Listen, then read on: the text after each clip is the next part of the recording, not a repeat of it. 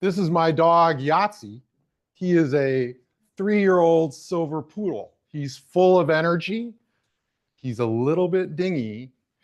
He loves alliteration. And my wife says that we're exactly the same person. So that's why we get along so well. Now, there are some differences. Yahtzee's not in any clubs, and I've been a clubber my entire life. In grade school, I was in reading club. I was in art club. In junior high, I was in photography club. Later in high school, I helped start creative writing club. And then computer club. Oh, that's the stuff. I think I've been in computer club for a very, very long time. Too many years, more than 44 years. So I have a lot of experience seeing clubs do things. And when Richard, you talked about being caught in a cycle between fear of failing and fear of succeeding. Well, one way to get out of that cycle is to follow Taylor Swift's advice and shake it up. Okay? And the mathematicians have a fancy $5 word for shake it up. It's stochastic. And we're going to talk about that. We're going to talk about one of my favorite examples, simulated annealing in order to avoid local minimums. So let's get to it. Let's see if I can push the right button. Doink. I think I did it wrong. Darn it. What's that old saying? You know, everything works until you get punched in the face. You know, by the way, Rebecca, you are one of my new heroes. I loved your talk. It reminded me of Malcolm Gladwell's David and Goliath book from 2023, where he talks about how unconventional means to win basketball games happen. So let's go to the next one. Or can I try it again? Oh, look at that. I learned how to use the remote.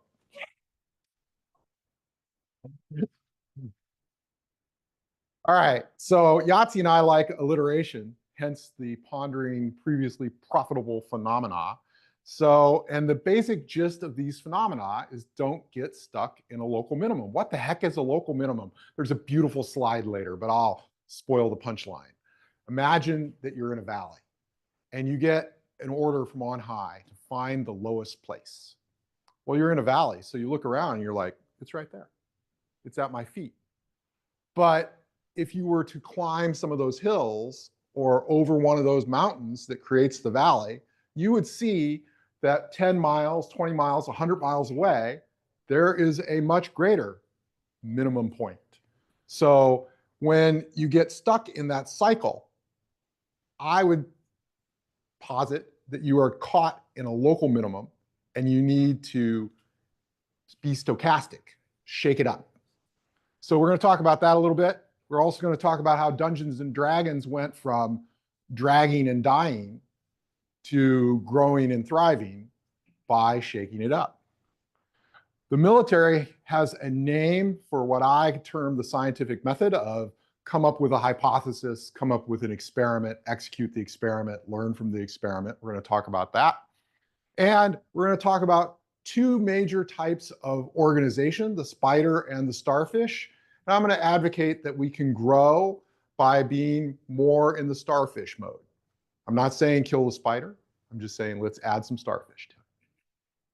So I really like the idea that came out yesterday when Floyd was talking about how we're all a family and how we should build families. And if you haven't read Vonnegut's Cat's Cradle, it'll take you a day. And it talks about the notion of family, or as Vonnegut puts it, the karos. Let's have fun. Let's live our possibilities individually and collectively. Let's learn how to use remotes. So here's a fancy definition of stochastic. And basically it means let's experiment, all right? Simulated annealing. Annealing comes from metallurgy. When you heat up the metal, things vibrate, molecules vibrate, and next thing you know, they find all the minimums and they fill it in and it's shiny and smooth. Why do we care about this stuff? We care about this stuff because we want to be Toastmasters for life. We don't want to be Toastmasters until Toastmasters went away. And Toastmasters openly talks about their money problems. They did that a month ago on a Zoom call that's now archived on YouTube. One of the things that's true about these slides is whenever you see a blue link like Mike's blog or a blue link like broadcast or an image, you can click on it and you can get these slides by visiting mattpayne.org/26 because it's the 26th of April. So there are money problems and they're saying, look, we're going to have to reorganize. Yesterday, we talked about reorganizing a little bit. On Thursday, we talked about reorganizing a little bit. So what I'm saying is don't wait. Let's get busy making things better.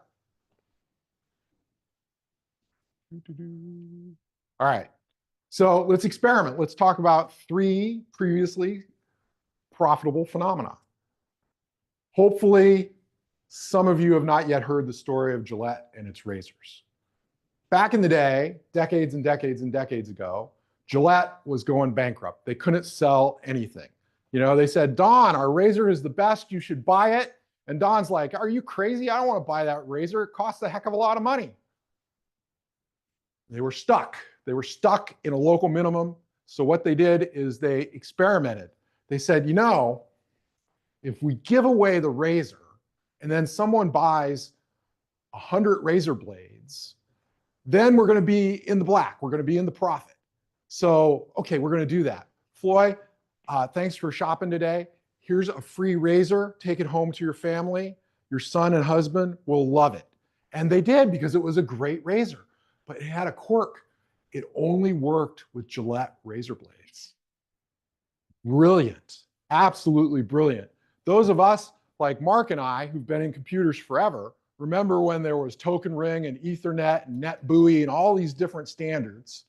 And now there's just Ethernet.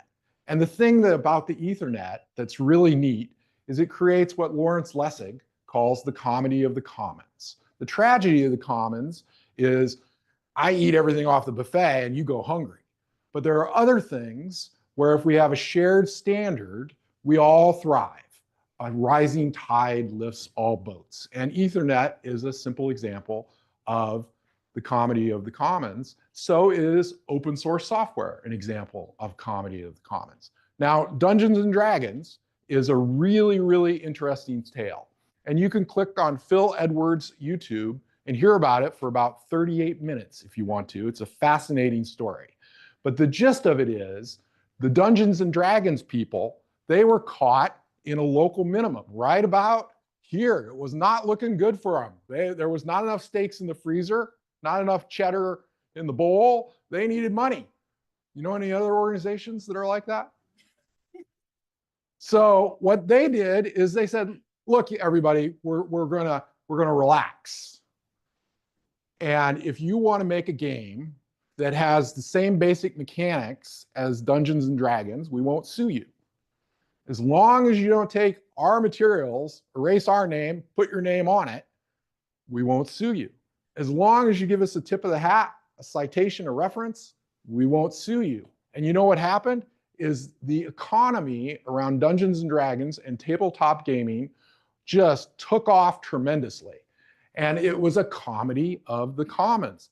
And now today, they're completely thriving. And it's extremely exciting.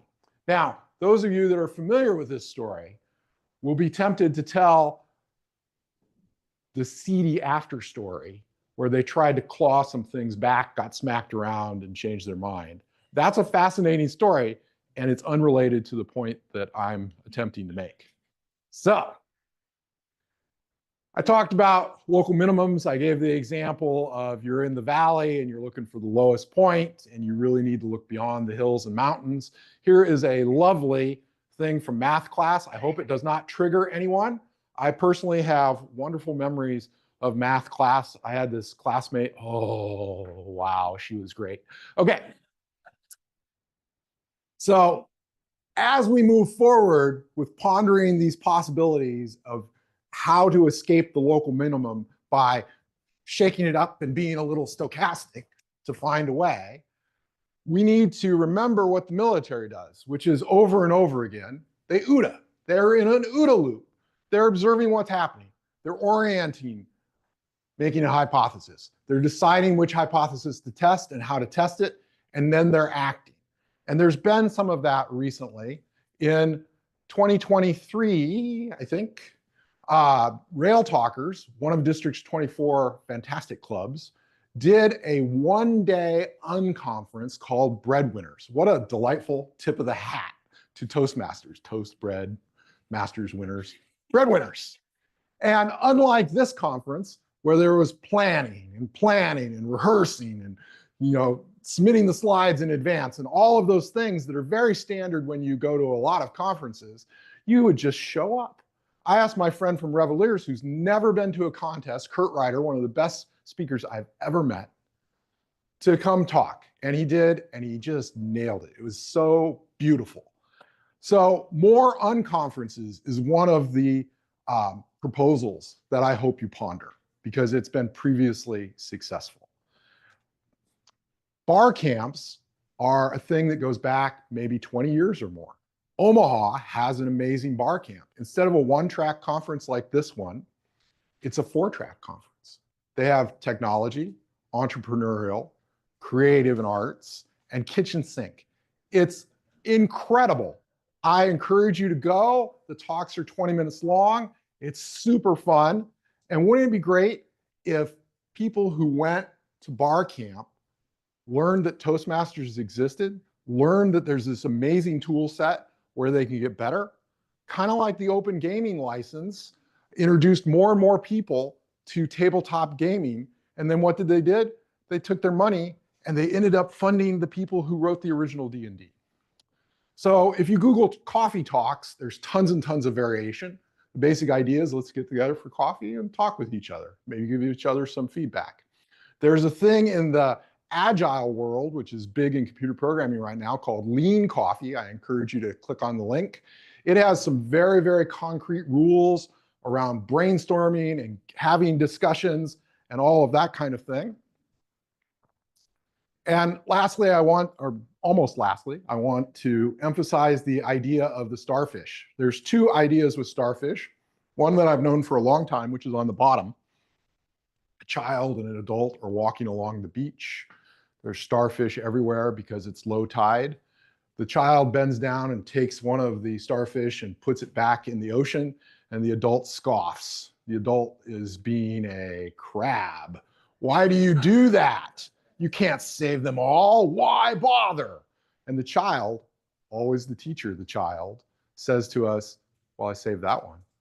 So we might not be able to take these experiments and do them on an international level, but let's do them on a local level. Let's do them here in Norfolk. Let's have an unconference in Norfolk. I'll drive out. This will be fun.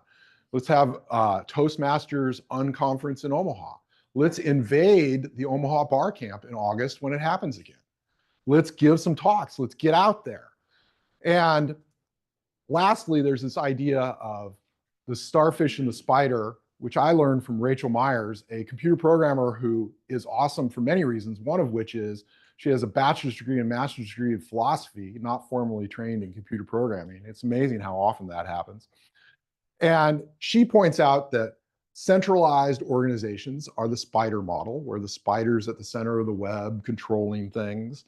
And starfish are another model. There was a starfish infestation once, and they went out to kill all the starfish. And they found out that starfish are regenerative. And when you cut one in two, you've got two starfish. So as you're doing these experiments, as you're doing anything, as you're doing the standard stuff that we all do, starfish yourself. Toastmasters is really, really good at that. Thank you for pulling me up and asking me to be an area director in 2024. I really appreciate it. I will say yes to that again one of these days. It's always nice to hear recommendations. I implore you to read this book from 2014 of Amy Poehler's. It's terrific. One of the things that it includes is the rules of improvisation. As we're experimenting, as we're being stochastic, remember it's improv, we're experimenting. So I want to pump you up to live your possibilities, to live our possibilities. I want you to think about spreading the joy of better listening, better thinking, and better speaking. I want you to demonstrate service and leadership in organizing events beyond clubs, meetings, and contests. I want you to give me a hard time if I haven't done it in the upcoming year. This is just a list of things. The other day, my wife had a PowerPoint party that her and her friends heard were a thing on TikTok. And I perked up and I was like, that sounds like Toastmasters. She's like, it's not that formal. So maybe, just maybe, not everybody likes all the formality. So starfish yourself, avoid those local minimums.